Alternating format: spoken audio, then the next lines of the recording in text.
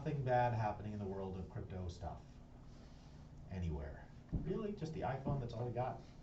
It's possible. I don't know. I haven't heard anything really, really bad in the last little while. Okay. I saw something that was kind of neat, but maybe it didn't make a lot of news. How many of you guys know what Cloudflare is? Okay, somebody back there tell me, what's Cloudflare? So it's a DDoS system, a private system that acts as a reverse proxy to your website, and it's a CDN basically, but it's also a reverse proxy that does privacy. It's a CDN that sits in front of your website and blocks like people who are trying to knock over your website by sending too much traffic, by just basically handling their traffic, and also trying to identify like bad IP addresses and blocking them. Okay, have you ever seen a CAPTCHA come up from Cloudflare? Cloudflare does sometimes, if they think you're with high probability a bad person or like likely to be an attacker, they'll make you fill out a CAPTCHA, which is supposed to slow you down, cost you some time, and make it much harder for you to attack. But the problem they're having is that people come through the Tor network, and we've talked about Tor. There are a lot of bad guys on the Tor network, and they like to go and they like to mess with websites. There are also good guys on the Tor network, and the Tor network, you know, the problem they were having is that every single person who is a legitimate person trying to use Tor to get to a website was running into one of these really annoying CAPTCHAs, and sometimes were being blocked altogether. And so what they wanted was a way that they could identify whether you were a legitimate attacker, or no, sorry, a legitimate user, and distinguish you from an attacker, but not identify you. So they came up with this thing they call Privacy Pass. And basically what it is it is a browser extension that goes into your, it goes into Chrome or something like that. And what it does is it has a key inside of it, and it creates a digital signature effectively for your identity, but it does it in such a way that nobody can tell which person you are. So basically, by joining the system, you sign up, you get a certificate that identifies you. But when you come back and you authenticate to the Cloudflare site, you don't, there's a way that they do this cryptographically where the Cloudflare site can't tell which of its, many thousands of users you are. They do, I think they use blind signatures, they use the thing called anonymous credentials. And then the idea is if you then do something bad, they can block you, they can shut you down, they can recognize you in the future and stop you, but they can't trace you unless you do something bad. So they built this whole system. It's kind of cool, maybe you should check it out. It basically allows you to get like authenticity without identification, which is kind of one of the neat things that crypto gives you and allows you to kind of solve some of these problems of holding on to your privacy without, proving you're not an attacker.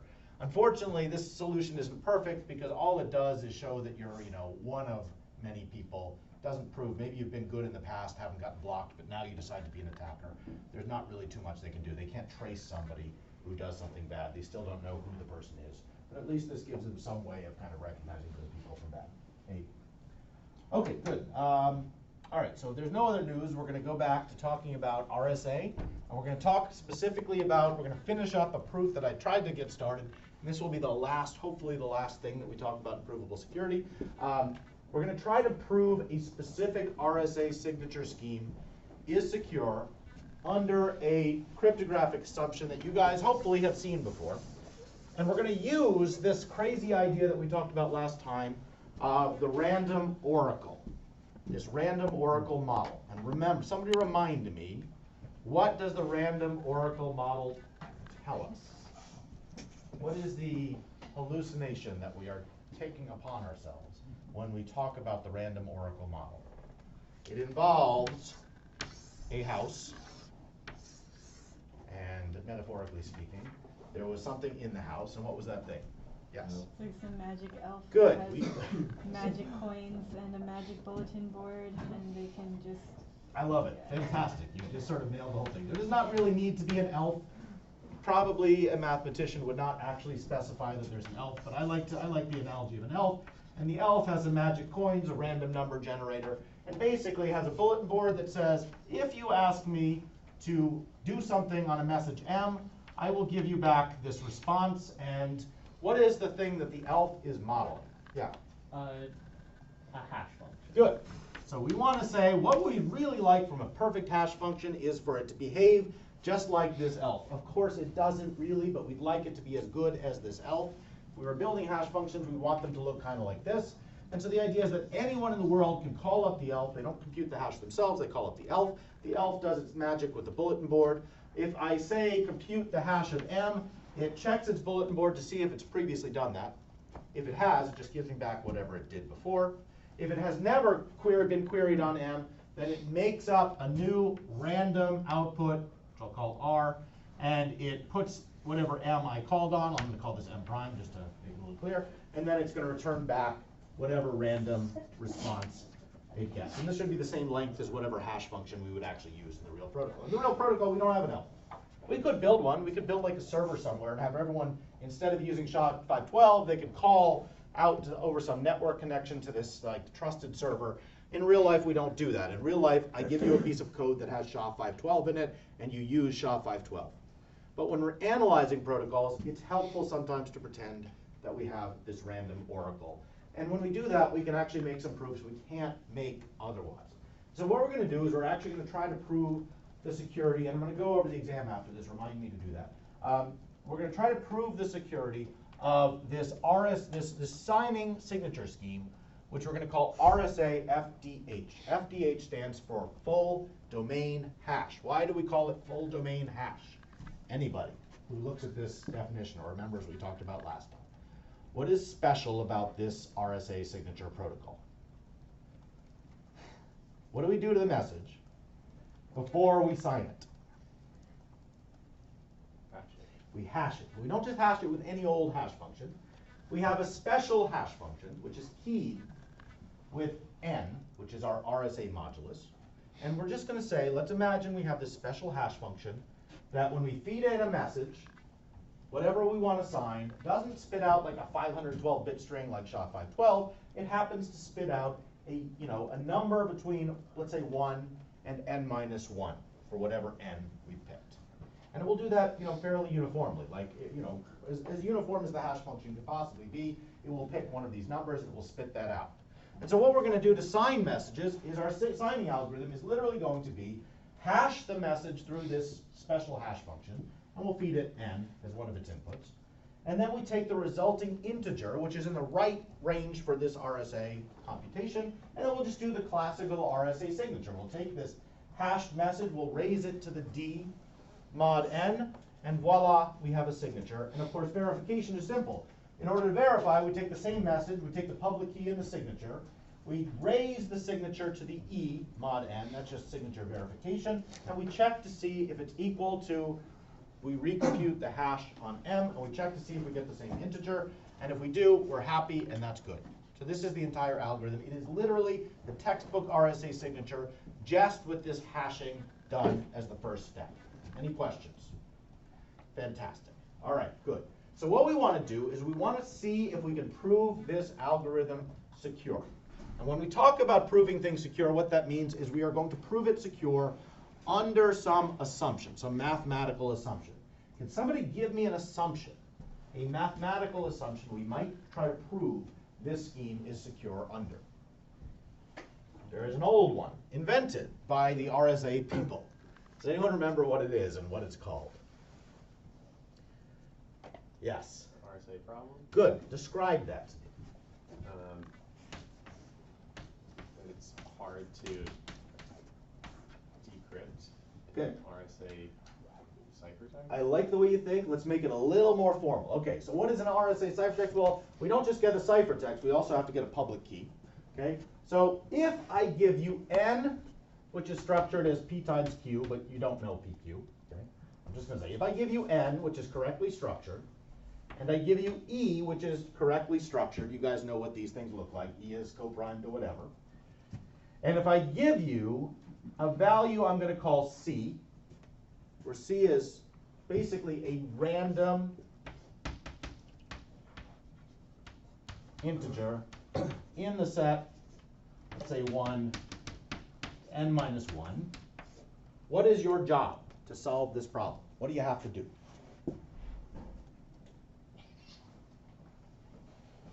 Have to factor. Nope, you don't have to factor. They're not going to make you factor. I've given you this thing, which you said is like, you want to decrypt it. So I've given you a public key, what looks like an RSA public key, n and e. I've also given you this value c, which is just a random integer in that range. Yeah? You want to find the value d such that d to the e. Close. N. I would love if you did that. That would be really cool. What did we discuss before, though? You said factor. and you said find D, and we actually talked about the fact that finding D is equivalent to factoring. Because if you find D, there's a simple equation, which is in the handbook of applied crypto, that lets you find, given E and D and N, you can actually find phi of N. And given phi of N, you can actually find P and Q. So if we're not trying to factor, and then clearly we're not trying to find D. We're actually trying to do something a little bit weaker. You don't have to factor, you don't have to find D, you just have to find some other quantity. What is it?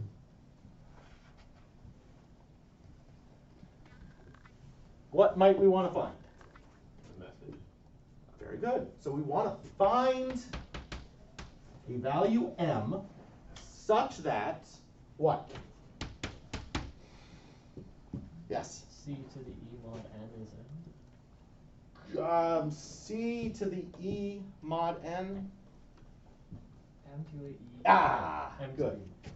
the E. M to the E is congruent to C mod N. In other words, if we had D, this would be easy because we could basically just take C, raise it to the D mod N, and we would find this M. But I don't care if you do that. Like, I don't care how you do it. The only problem is basically, remember, we talked about how the RSA function is hard to invert. It's easy to take any M and go M to the E mod N if you have E and N, no problem. Should be hard to go the other way, at least if I pick a random M. Okay? Well, this all we're doing is codifying that intuition into a mathematical problem. I give you what amounts to a public key. I give you amounts to what is a random ciphertext. And I ask you to find the plain text. Remember, RSA is a permutation. There always is one. I ask you to find the plain text corresponding to that ciphertext. The value that if you had encrypted it would have produced that ciphertext. This is it. This is the entire RSA problem. And now, I want to show that if, what is the RSA assumption? Well, the RSA assumption, God, kill me for having to write this, is literally just the idea that no adversary can solve the RSA problem except with negligible, very small probability.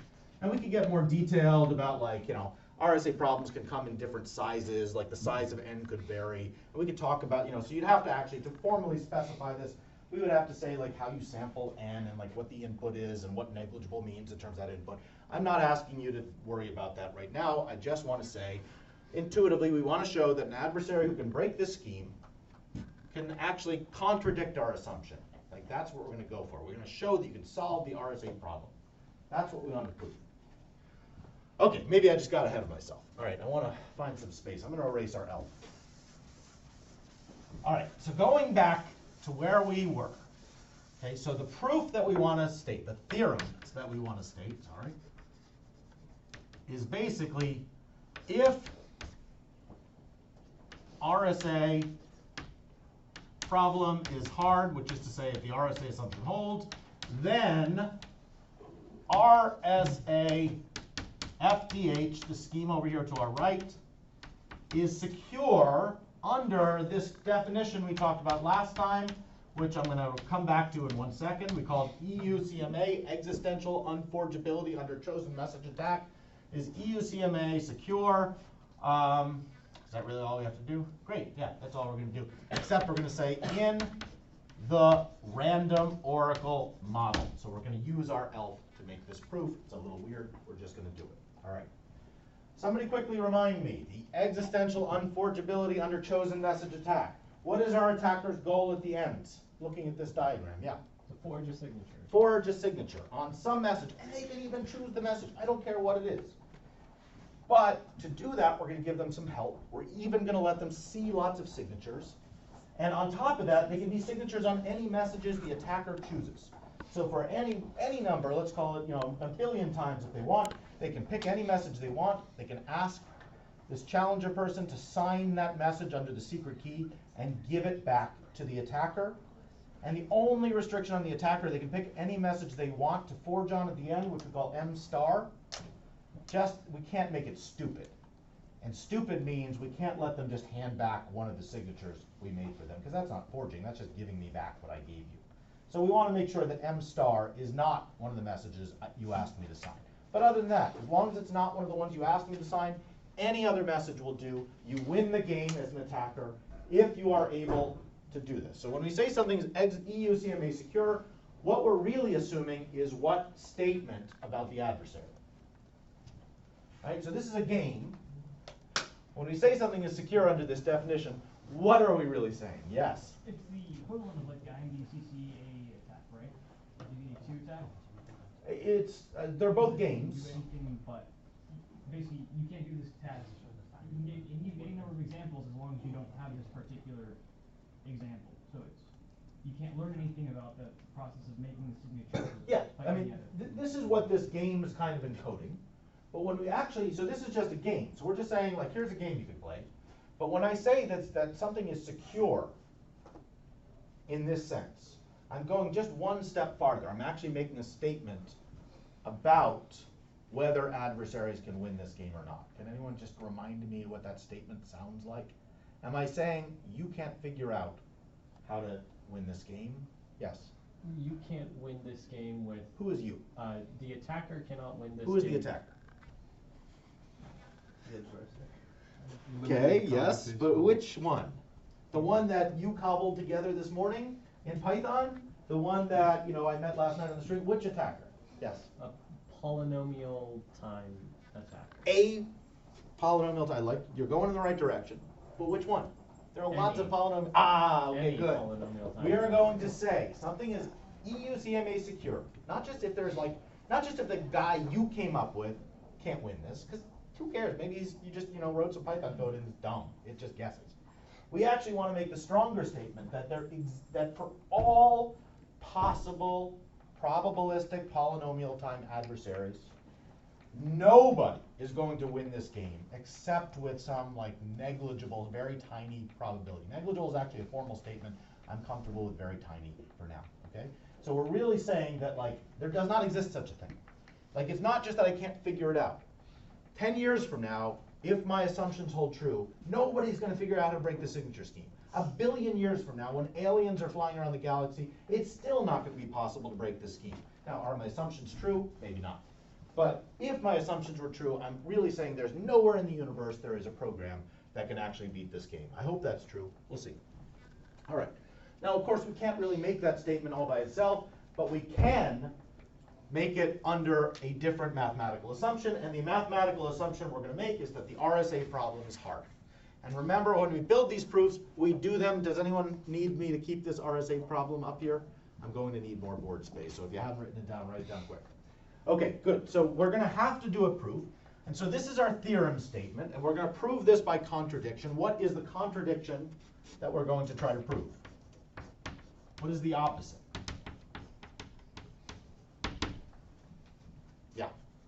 RSA FDH is not EU CMA. More concretely, if there exists, I always get these backwards, an attacker that wins the EU CMA game using RSA FDH. Good. Well, let's a game against. Good point. I'll just call it FDH if you don't mind. With non-negligible probability, then what? RSAP is hard. Is what? Is not hard. Good. We could even more formally say, then there exists, let's do this backwards, so here we go. Some attacker B, call it an algorithm B, would be probabilistic polynomial time, that solves RSA P with non-negligible probability, whatever. Okay? So we're going to show that a guy or a girl who can beat EU CMA against this scheme has to give us a new algorithm that allows us to solve this problem. And if we assume this problem is hard, that tells us there can't be a solver for this scheme. Great. How do we build it? Show me what this algorithm B is going to look like. So algorithm A is the attacker who plays the the EU CMA game against RSA FDH. I'm going to draw boxes because I like boxes. Here is A. Its input is we give it a public key, just like this game over here. It asks us to get signatures on messages as many times as it wants. We have to give it back these things. And at the end, it spits out what? Message and a signature. M star and sigma star. And of course, it has to be the case that with some decent probability, non-negligible probability, this will be a valid signature. And of course, M star won't be one of the things it asked us to sign for. Okay?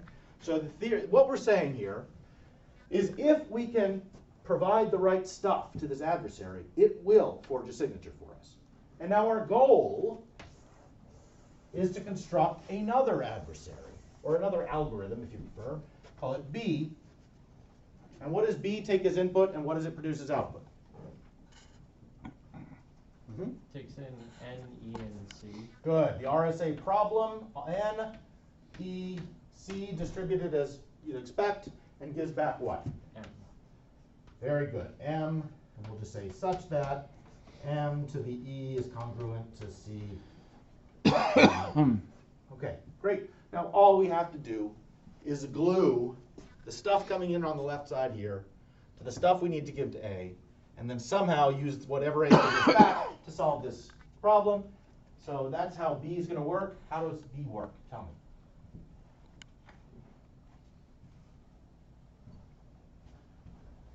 All right, what does the public key for this scheme look like? Let's start one step at a time. We have to give A, our first thing we have to do if we're going to run A as a subroutine, so we're going to have to give them a public key. What's it look? Oh, great. Do we have an NE lying around? Yeah. Fantastic. Let's just use those. Awesome. NE. Okay.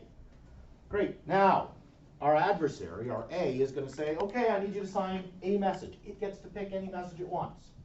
Now, all we have to do is sign that message and give it back. How do we do it?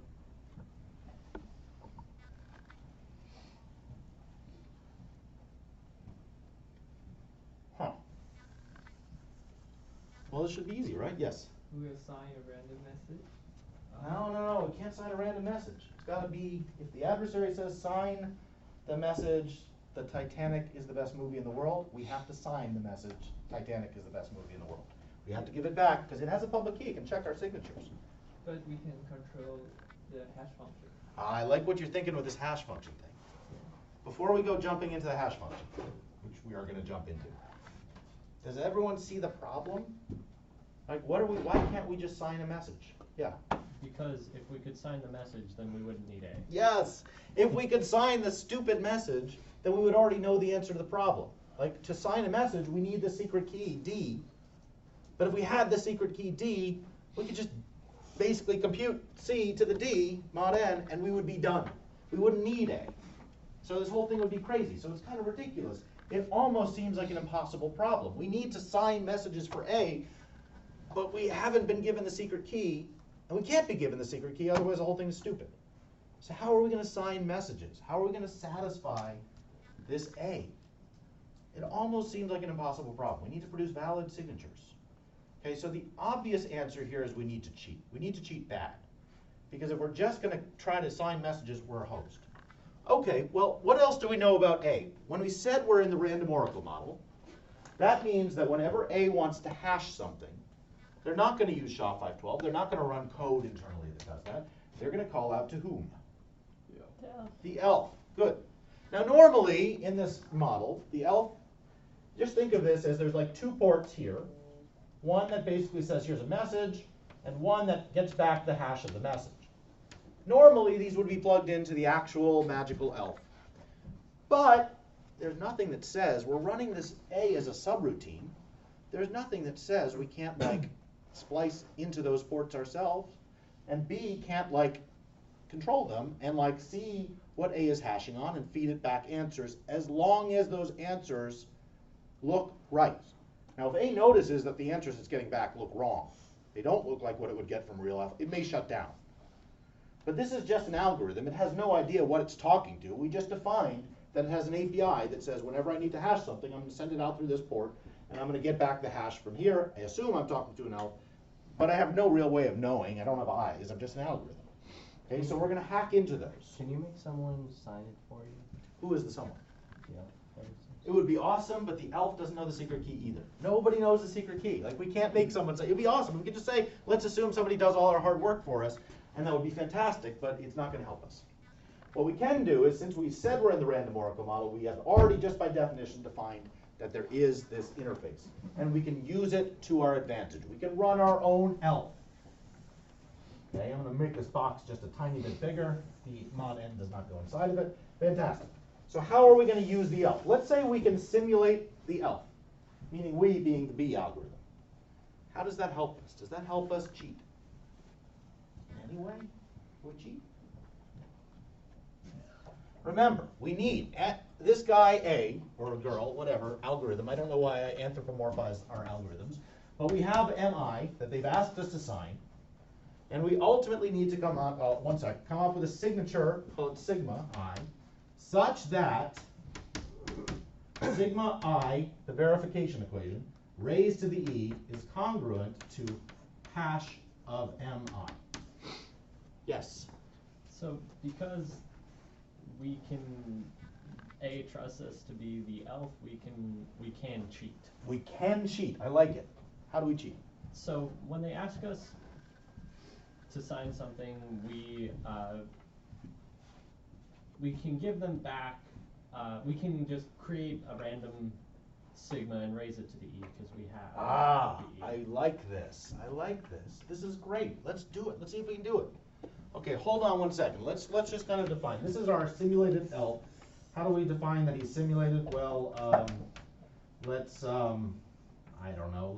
Let's give him like a robot arm, and then he has like a claw. Okay, so now he's a simulated elf. I don't know why we did that. All right, whatever. So we've got our faked elf, and you have just said when we query, whenever A queries on a message, he's gonna write something on his board, and you said, well, of course he's going to check to see if he's already been queried on that, but let's assume that he hasn't.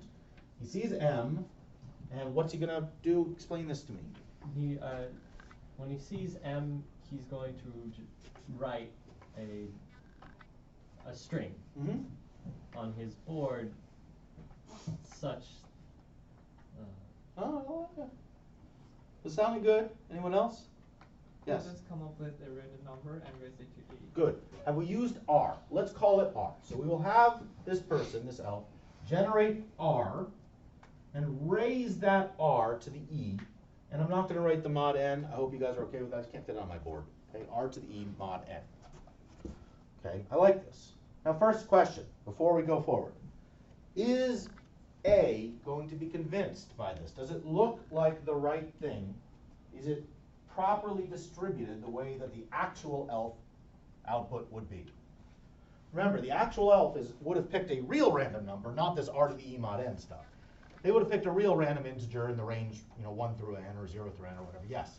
So you'll probably easily co-prime with your modulus, and so because of that, you should still have your answer randomly distributed between your group, right? Good. RSA, the RSA function is a permutation, which means if we pick a random integer in the range, the proper range in the RSA ring, and we pass it through the RSA function, right? If the initial thing is randomly distributed, because it's a permutation, then the thing that we get at the end of it is going to also have the same, or if it's uniformly distributed, then we're going to end up with a uniformly distributed when we do R to the E mod n. So this looks good to me. The output looks right. And it happens that we also know this value R, because we picked it. So we're giving back properly distributed answers, but because we're a simulated thing, we can also hang on to R. We'll just write it down in a third column just to keep it. What is R? Well, remember, the way we calculated this response is we picked a random R. So we, 1, pick random R. Okay, that's what the dollar means, random. 2, return hash of M is equal to R raised to the E mod n. This is our Oracle algorithm. 3, save R. So far, so good. This is what our simulated fake Oracle is going to do, our elf. Yes? So is it going to pick a different R every time? Every time. Okay. Just like, remember, each time we get queried normally, we pick a random response. Well, here we're going to pick we're still picking a random response. We're just doing it in this weird roundabout way where first we pick R, then we raise that to the E. It's still random, but we're doing it differently every time, different R each time. So yeah, so like this would be R. If you want, I'll put numbers on this. So we get hashed on M1, we'd return R1 to the E, we'd write down R1. We get queried on M2. If it's not the same as M1, we would write down R2 to the E, and we'd store R2, and so on. It's all clear? Okay. Now, let's get back to it. When somebody asks us to query for a signature, when this A guy or girl says, I want a signature on M sub I, it's a message, how do we give back a signature on that message? Yes? We give back, say it was M1, MI, we give back R sub I to the E. Very Ooh. close. Close. Very close. Yes? Just R. Ah, good. Because, remember, if this person says, I want you to give me a signature on MI, let's take this one step at a time. First of all, if they've already hashed, first of all, we look in our bulletin board, remember we control this L. We look in the bulletin board and we say, has A already hashed on this message? If they have, that's great. We just go to that correct row, and we know that the hash of M is equal to R to the E mod N, which means that the inverse, the RSA inverse of that value would just be R, right? So in other words, if we want to find the signature, we're trying to find the inverse of the RSA function. We're basically computing this backwards. We're picking this thing, we're applying the public key to get the value that we actually, want to give back. But it turns out that the signature is just this original R value. That's equivalent to R to the D mod N. So by picking the values in this weird roundabout way, we actually know the inverse of RSA, even though we don't know the private key. Does this make sense at all? It's just a cheat. We're just cheating the hash function. So it looks like it's returning random outputs, but it happens to be random outputs for which we know the inverse because we chose the inverse first and then computed the outputs. This whole thing comes down to this cheat. Okay, so the signature we return is just, we look up that message and we find RI. What if the adversary hasn't queried the bulletin board on the message? You just create a new one. Yeah, we can just go ahead and make it ourselves. Doesn't matter. If they haven't queried on it, then it's open. We can just query it on ourselves. Great. So we always know the signature. So our signatures now, if they query on MI, then we just go look up that message and we return RI that we chose when we simulated this bulletin board. And we can do that for all of the messages that the adversary wants. And we now have gotten around our problem of not knowing the secret key. We're giving valid signatures. If you go and you compute any of these R's to the E mod N, they'll match what you got back from the hash function. The verification equation will work. And so we can trick our adversary all the way through this stage until we get to here, when the adversary gets to pick an M star and a signature star, which have to verify. And now we need to somehow compute this value, some value M, such that that M raised to the E is congruent to C mod N, from the C that we were given at the beginning. We've never even used this C. Uh-oh, we have a problem. How do we use this response? How do we use this response from the adversary to find the inverse, the RSA inverse of C? Where did C even come into it? We walked into this thing, we used the public key, NE, we dropped C on the floor. We've got to somehow get C into the mix so that the adversary is going to compute on C. Okay, so let me just quickly write out what they gave us. I'm going to put it here. So the adversary, the adversary's output is M star, comma, sigma star, with the condition that hash of M star is congruent to sigma star raised to the E mod N. I don't see C appearing anywhere in here. In fact, I don't even know how it's useful to us. What can we do to make sure that this response we get from the adversary is helpful to us? Any ideas? Yes? We just add it to our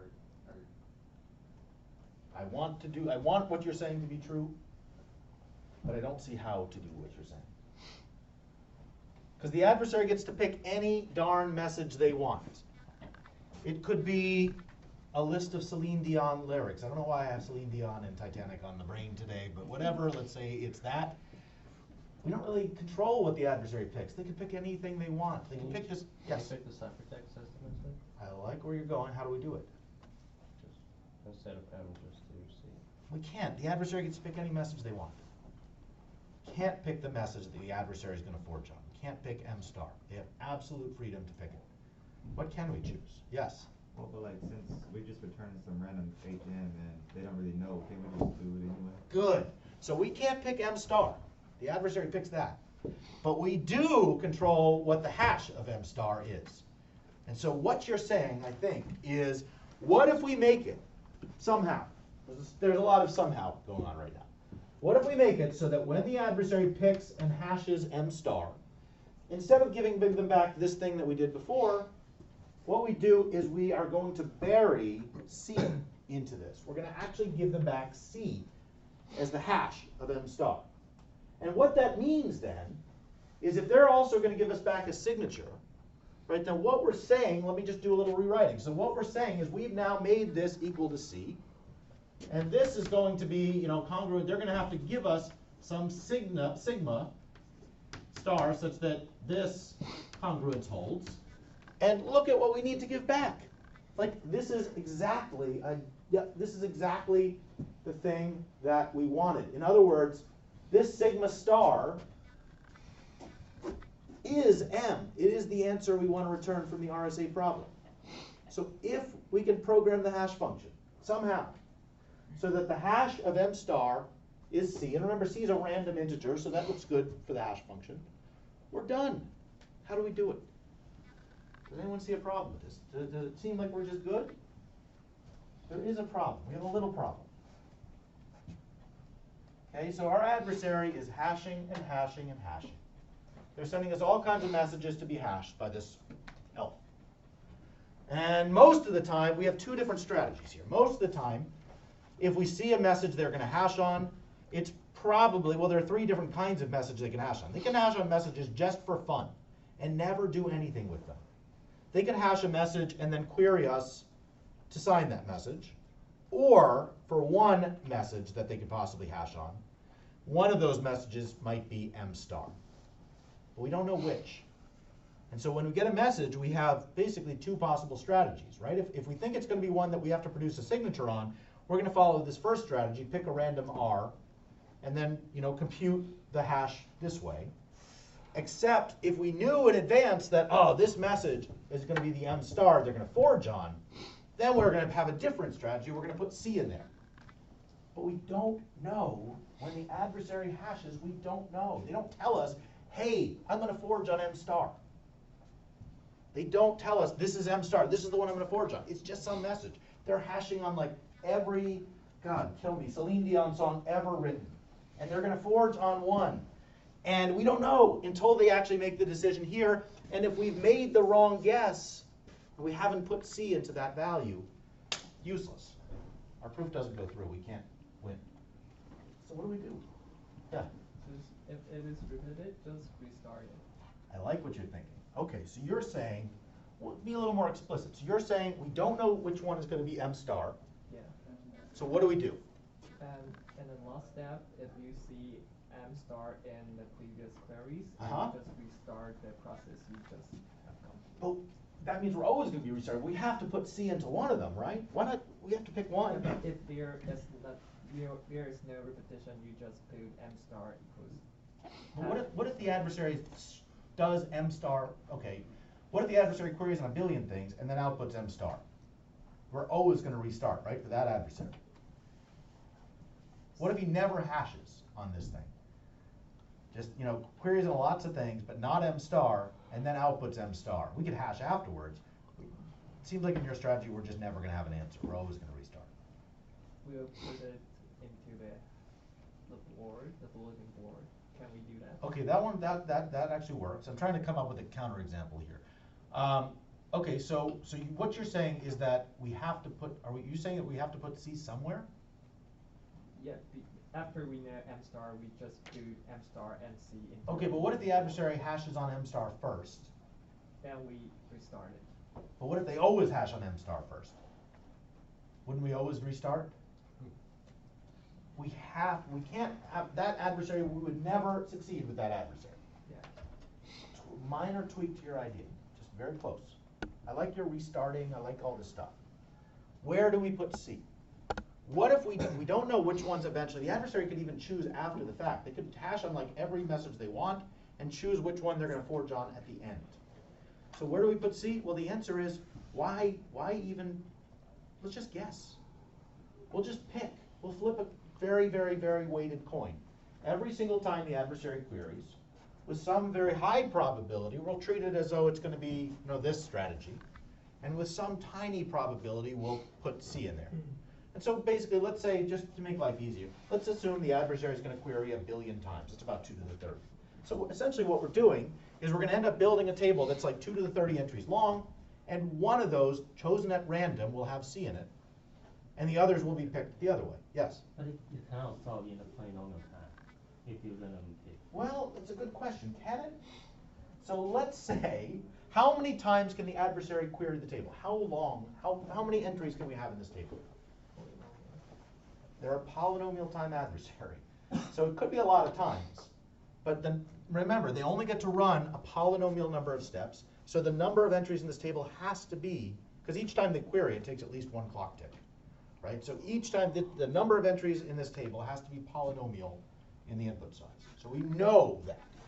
And so if we say that we're going to pick 1 in here, then there is a 1 over some polynomial probability, right? That if you pick one of these at random, and then the adversary picks 1, there's going to be some inverse of a polynomial probability that they're gonna forge on any one of those messages. Does that make sense?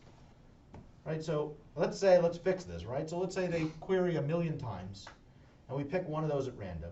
Then there's a 1 in 1 million chance that any of those values could be the one that has C embedded in it. They don't know. They all have the same distribution. They can't tell which one's C. Right? So they're going to have to pick one. If they're going to succeed and actually output a forgery, they're going to have to pick one of those things. So there is some probability that they're going to forge on the one with C. It's a very low probability, but it's a probability. Yes. Why don't we just have 2 entries of each, one with C and one without? We can't. We have to pick a response. If we try to use both strategies on each hash function, we'll get 2 different answers for each hash. We don't know which one to return. We have to pick an actual response. Because we have to give it to the adversary, and they can make their decision which one they want to forge on later. Well, you can compute it and then see whether or not it's...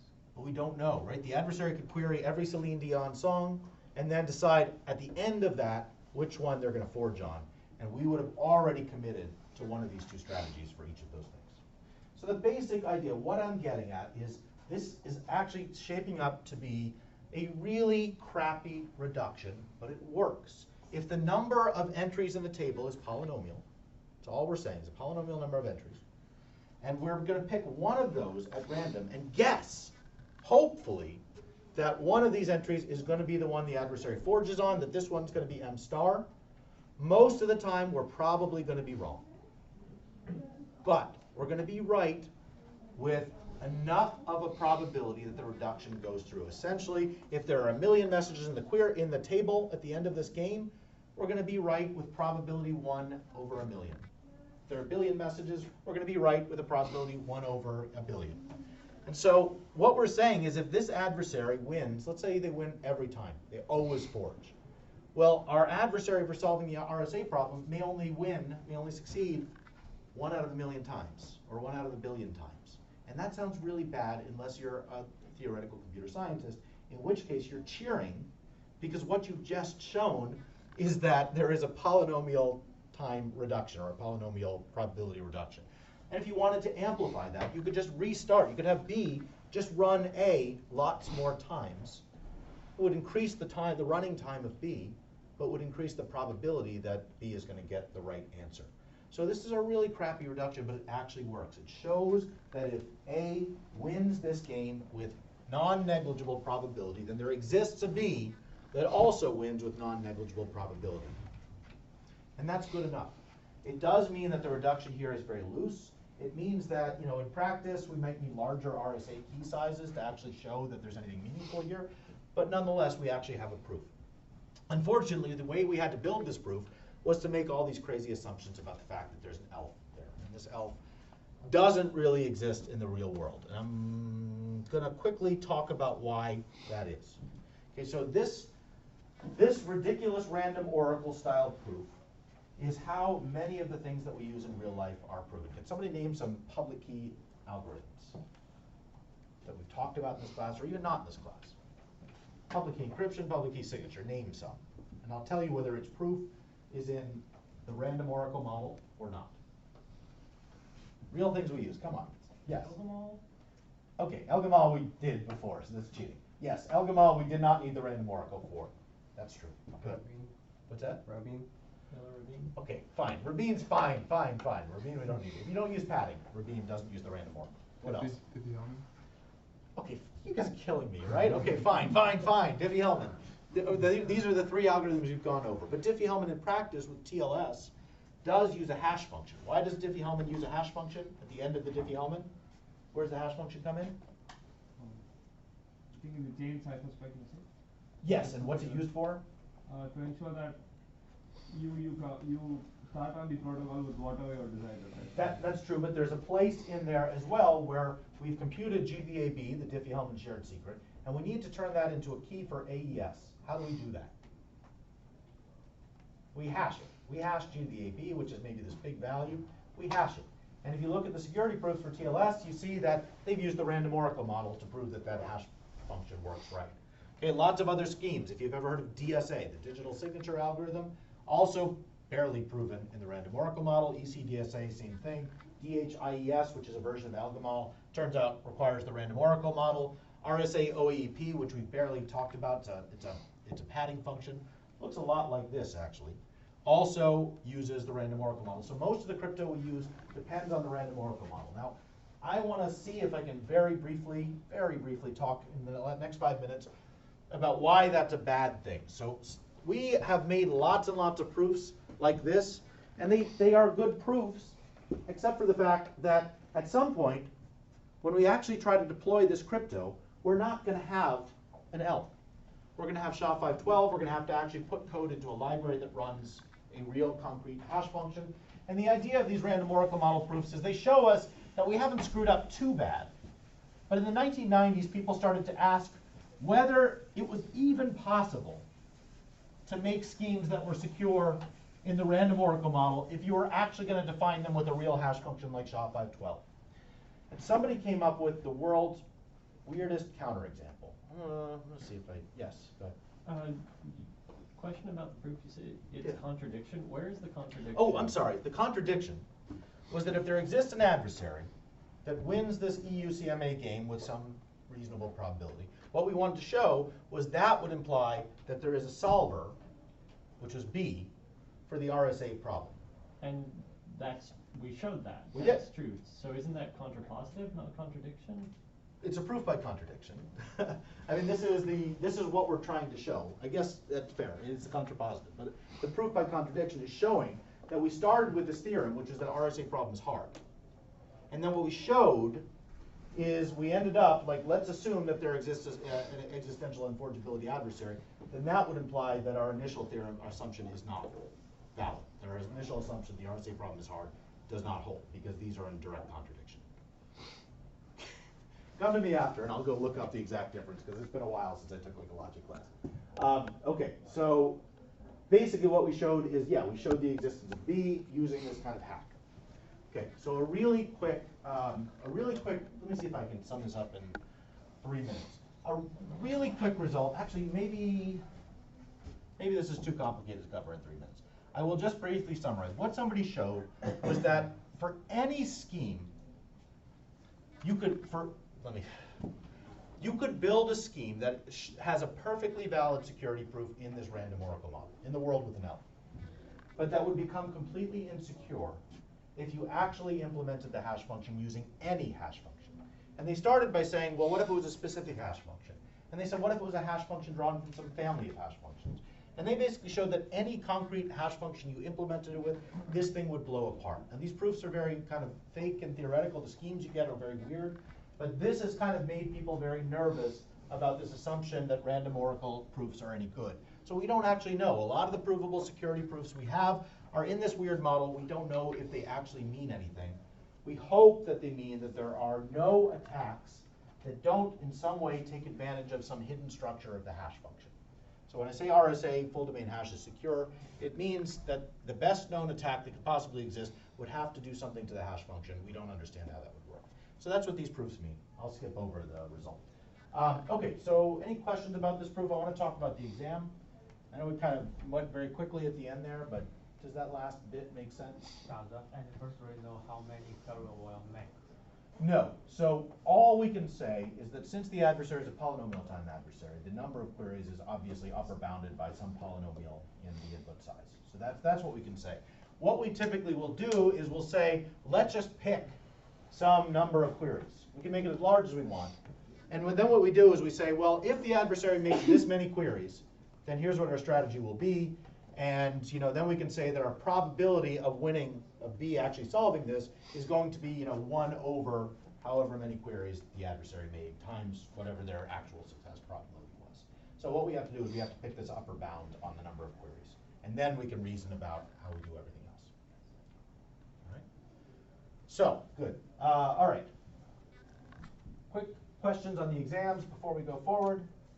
Not questions. Solutions to the exams. Okay, most of the true and false I think people were pretty good on. I'll hide this person here. So the RSA vulnerabilities I don't think were very interesting. Does anyone have any questions on RSA vulnerabilities? I don't know that they were, these were kind of from the book questions. Folks had different answers about software signing. That was good. The one that people seem to have the most questions about based on office hour questions and so on was the memory remnants one. Does everyone remember that? How many people feel like they kind of got it and didn't? Okay, I see one hand, 2 hands went up. Okay, that's not good. All right, so the problem was, let's say you have some RAM, and you have a key stored in RAM. And what you want to do is you want to store a 128-bit key such that if 3% of the bits are destroyed, that was our assumption, somebody turns off the power, and 3% of the bits in RAM are uniformly turned to 0, no attacker will be able to recover the key. So if we just put a key in RAM, and it's 128 bits long, are we done? Does that work? Why not? There's a good chance that none of those 128 bits will get. Yeah, what's the expected number of bits we're going to lose? Right, like 4 or 5? And does that mean the attacker can't recover those bits? How would the attacker recover those bits? Well, if you've got the rest of them, then you've got a very small set that you've got to guess at. So you just work through those and get one that works. They've seen some ciphertext, they've seen some plain text, and they have almost all the bits. They just have to brute force the rest. So this does not work. What could we do? Remember, we're given a key. We have to encode it in such a way. Yes? I just I could take a favorite invariable hash function, and then you can unhash it on the fly or do something else, have XOR or whatever. There's some way of programmatically extracting information from store it in RAM one way and then only put it onto the stack from RAM. Okay, so you want to do something to this key when we store it. That does what, more generally? It Scrambles it. Yeah, scrambles. Scrambles? I mean, we could just reorder the bits, right? Yeah. Does that solve our problem? Because remember, the problem was that there are enough bits left. We're only losing 3 to 4 of them or something like that. Yes? You can use this key to generate 1280 more. Oh, I like that. We're going to make our key bigger. How do we do that? Put it in a block cipher, or like a counter mode cipher, and just go variable. Okay, that seems like a good solution. It goes one way really well. So let's say we're going to make a 10 times bigger key. And we can use something to do this. But here's the problem. You need to be able to get back the key. So this is K. This is bigified K. How do we find we can store this big thing in RAM? And now when we unplug it, lots of bits will be lost. So that's really good. But how do we go back to K? Yeah. You store big K and you store the XOR of the original K with, or XORed with all 10 groups of the big K. Ah, okay. So you're going to make 10 times K, and then you're going to chop it into 10 pieces. Okay, that's probably not 10. And you're going to XOR each of these pieces. All right, okay. And then you're going to XOR this with K. Okay, this is getting a little crazy. I'm not quite sure what we're doing here, but we're gonna XOR all this stuff with K. Yeah. And Huh. then just throw out the original K. Let me think about this for a second. Okay, I like what you're doing. I like what you're doing here. So the assumption is that since there's so many more blocks, do we actually need to derive these things from K? Okay, so let's not do that. So Let's just pick random blocks of bits. Call them R1 through R10. Okay, so we're going to compute, if I understand this right, we're going to take R1, XOR, dot, dot, dot, R10, XORed with K. And now the assumption you're making is there's so many of these bits that if 3% of them are nuked, then what? Yeah. The error propagates and K is unrecoverable. Got it. Okay, I actually like this solution. So the idea is if a single bit, these are random one-time pads, we're using lots of them.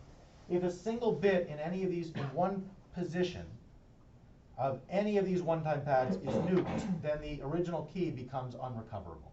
I like that. That's a really good solution. Yes? Because I was talking about using the invertible hash function, the nice thing about that is if a single bit is flipped, then you can expect half of the bits to be gone, and so like there are a few similar hash functions in that class that are invertible and have avalanche properties, and so you could do that without requiring any additional storage. And I think that seems to work. Is there any reason it wouldn't? Well, I mean, actually, I'm not quite sure what the proposal you've got is, but yes, I can see another version. It's very similar to this one, where what you do is you generate these 10 blocks of data. Maybe you generate more of them, but instead of XORing them, slicing them up and XORing them, what you do is the following: you hash them. I mean, what if you actually just hash your key? So I know at least there's a Lang 64-bit hash which is invertible, and so if you were to just hash, But does that make the key any bigger? no, it doesn't. Okay. And so at that point, all you have to do is, I know there's a 64-bit hash that matches this, and so let's pretend that there is a 128-bit, or if not, you can just dice it up into two. But what you do is you then apply the hash. I understand what you're saying. So you're basically saying if we hash the key to get the same size thing. But here's the problem. If I get that hash and I know that 3 bits are missing, couldn't I just guess the 3 bits that are missing in the hash, and then for each guess try to invert that key and see if it's a valid decryption key? There's not a one-to-one correspondence between flip bits in the hash and flip bits in your input. Well, if I could guess that those were missing, maybe. I mean, the answer is maybe. Maybe if I see those zeros and I know that those are the ones lost, I could somehow do it. So the idea here is you make the key bigger. Yeah. The assumption that I was struggling with looking at this is how much the rest of the RAM can the attacker read. So in other words, if we're storing an algorithm or a key or a set of other things we're going to XOR, can they also read those as well? They can read all of RAM. Well, 3% of it's gone. That was the assumption. Oh, okay. So then anything that we institute, they would be able to get the algorithm and the other values as well, and we're just missing 3% of that. Yes, but if we can make it so that that 3% is so you cannot recover the original value without that 3%. And so this strategy, both of these strategies where you take the key and you encode it in such a way that it's much, much larger. So a huge number of bits will be missing if only 3% of the RAM is wiped. And you cannot recover the original value without actually getting all the bits. Now you have a strategy that works much better. Maybe 10 times is not enough. Maybe you make it 1,000 times bigger or something like that. So that's kind of what I was looking for here. Okay, so the next question I want to quickly go over. So there was a piece of software there. And the basic idea, I don't know if I can draw it all the way, but the basic idea was that you got to specify a message in a MAC, and the verification algorithm was basically byte by byte. For I equals 1 to the number of bytes in the MAC, compute the real MAC, compare the one you were given, and stop at the point where you see a mismatch. Anyone quickly, what was the problem with that? Yes? Depending on where the mismatch is, it terminates quicker or slower. Good. So if the mismatch is in the first byte, then you would basically immediately know that you had a mismatch there. If it took a little longer, then maybe you know the mismatch was in the second byte. And how does this let you adaptively figure out a real valid MAC? Yeah? It's a padding oracle attack. Very similar to that, right? So you send in all 256 possibilities for the first byte, and when you see a timing differential, that means you got the first byte right. Now you go after the second byte, and you keep going until you've gradually built up every single byte of the MAC, and now you've forged a MAC. Okay, good. Last question. So Diffie-Hellman, I wanted to quickly go over this one because I thought it was, I don't know, got varying responses on this. Okay, so with Diffie-Hellman,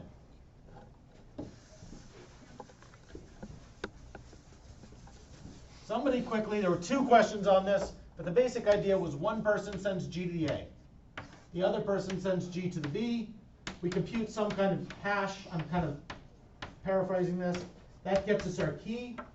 And then we also have this thing called a short authentication string, SAS, which is computed using a different hash, which I'll call hash prime, also on G to the AB. And then we truncate it just down to a few bits. All right, we had two questions here. So the idea was that people would establish a Diffie-Hellman question, a Diffie-Hellman connection, and they would get a shared key, and then they would read over the phone what the SAS, the short authentication string, was. And what attack did this block? Why? Why does it block man-in-the-middle attacks? Someone remind me quickly, what is a property of a man-in-the-middle attack that this might stop? Yes? There's different keys between A and the man in the middle and B and the man in the middle. Good. So they will have different shared keys, and if they read the hashes, they'll be like, oh no. Right. So the classical man-in-the-middle attack has basically the attacker picks their own G to the A and their own G to the B and establishes a separate session with both people at the endpoints. And as a result of that, the two people actually don't share the same key. With high probability, they have very different keys. And so if they're able to talk to each other and check that fact, which is what we're doing here, they've detected that they're under some kind of man-in-the-middle attack. This first question about this was kind of a gimme, where we said, well, if somebody could forge messages, forge voices, then this whole protection doesn't work very well, because then the attacker can basically just read to each party what they would expect to see. So it sounds like everything is good when it's not. And then we said, is there an attack against the scheme? If this thing is only, let's say, I don't know, 10 bits long, is there an attack that the attacker can run even if they can't forge people's voices or spoof people's voices? Does anyone see what they might do? Yeah. They could, when they establish the session as normal with Alice and just create a shared key and whatever. And then with Bob, they try and pick different keys so that their shared key with Bob has the same short bit code, because you're only using 10 bits, so you only have 2 to the 10 different Good. things So to try. very good. So Alice sends G to the A, man-in-the-middle attacker sends G to the B, and that establishes K, 1K, and 1 SAS over here, right? And then what they do is they basically say, okay, I'm going to send, let's say, well, hopefully we can go the other way. Let me just think if we can do this. Let's say that we trick Bob into sending his value first, G to the B, and we send G to the A prime here.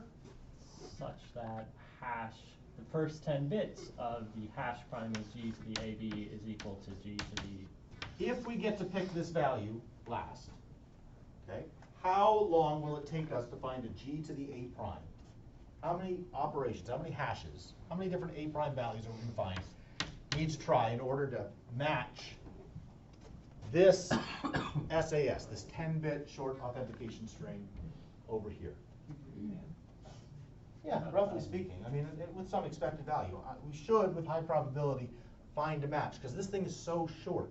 We just need to feed lots of different inputs into the hash function until we get one that happens to match just this 10-bit output. In other words, 10-bit hash functions are not very secure.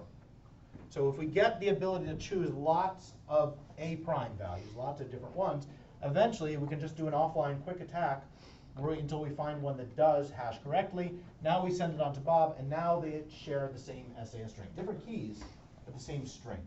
And so this is the attack. How do you stop this attack? Last thing, I'll let you guys go. Yeah? Don't use just 10 bits. Okay, use a long one. That's a good one. Is there actually a way you could fix this in the protocol? You want to keep it 10 bits. How do you stop Mallory from doing this to Bob?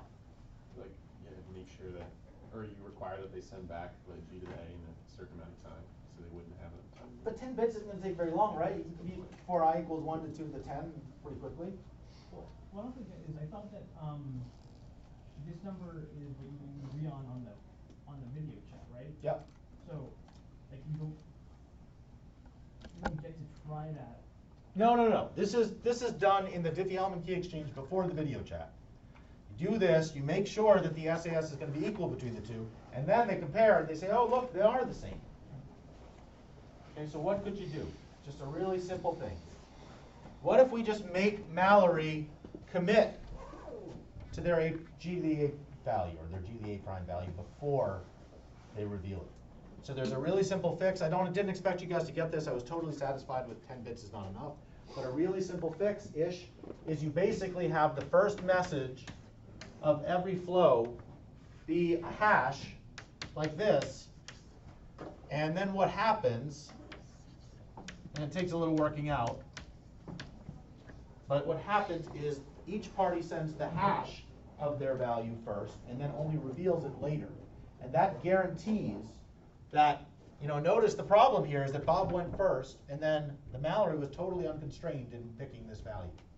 But if we make Mallory go send the hash of the value they're going to pick first, and then Bob goes, and then Mallory sends the actual value, Bob can see that these were consistent. Mallory has committed to choosing this G to the A value and can't change her mind after she sees Bob's input. And this happens to stop the attack. I didn't expect too many people to get that, but anyway, this was one fix. But the SAS not be 10 bits is one answer.